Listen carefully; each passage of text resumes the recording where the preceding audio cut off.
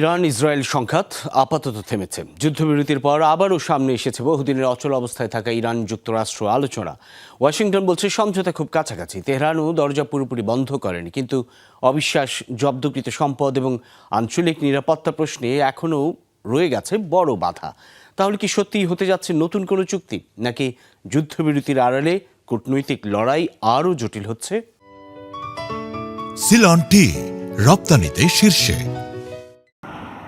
Israel Iran পাল্টাপাল্টি হামলা বন্ধের পর যুদ্ধক্ষেত্রে অস্ত্র কিছুটা নীরব। তবে এই পরিস্থিতিতে তেহরান ওয়াশিংটন সমঝোতা ইস্যুতে কূটনীতির ময়দানে চলছে নতুন লড়াই। মার্কিন প্রেসিডেন্ট ডোনাল্ড ট্রাম্পের দাবি, ইরানের সাথে আলোচনা চলছে এবং 1 থেকে 2 দিনের মধ্যেই এর অগ্রগতি স্পষ্ট হতে পারে।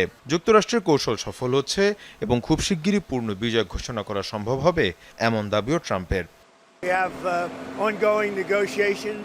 ইরানের সাথে আমাদের আলোচনা চলছে। আশা করি 2-1 দিনের মধ্যেই আমরা সিদ্ধান্তে পৌঁছাতে পারব। হরমুজে আমরা কঠোর অবস্থানেই থাকব। আমাদের আড়ালে সেখান দিয়ে কোনো কিছুই যেতে দেয়া হবে না।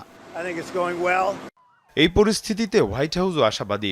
ভাইস প্রেসিডেন্ট জেডি ভ্যান্স জানান, ইরান আলোচনার টেবিলে বাস্তবসম্মত প্রস্তাব নিয়ে এসেছে। এ অবস্থায় সমঝোতা হলে সেটি হবে মার্কিন জনগণের জন্য বড় অর্জন, শুধু ওয়াশিংটনই নয়। মধ্যস্থতাকারী পাকিস্তানও ইতিবাচক সমঝোতা ইস্যুতে। প্রধানমন্ত্রী শেহবাজ শরীফ বলছেন, আলোচনার চূড়ান্ত লক্ষ্য অর্জনের দ্বারপ্রান্তে রয়েছে দুপক্ষই। সাম্প্রতিক যে সংঘাত হয়েছে তা কোনোভাবেই কাম্য নয়। আমরা চাই এই সংকটের একটি শান্তিপূর্ণ সমাধান। চূড়ান্ত সিদ্ধান্তের জন্য সব পক্ষই ইতিবাচক পদক্ষেপ নিয়েছে। আশাবাদী হলেও সংশয় সন্দেহ এখনও পুরোপুরি দূর করতে পারেনি ইরান। তেহরান বলছে, শান্তি আলোচনা ইরানের কাছে যুদ্ধেরই আরেকটি অংশ।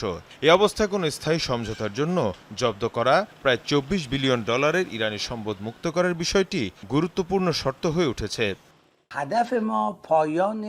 এই সংকটের কারণ হলো যুক্তরাষ্ট্রের শর্ত ভঙ্গ করা। তাদের প্রতিটি পদক্ষেপই বলে দেয় যুক্তরাষ্ট্র সমঝোতা কিংবা আলোচনা কোনোটাতেই আগ্রহী।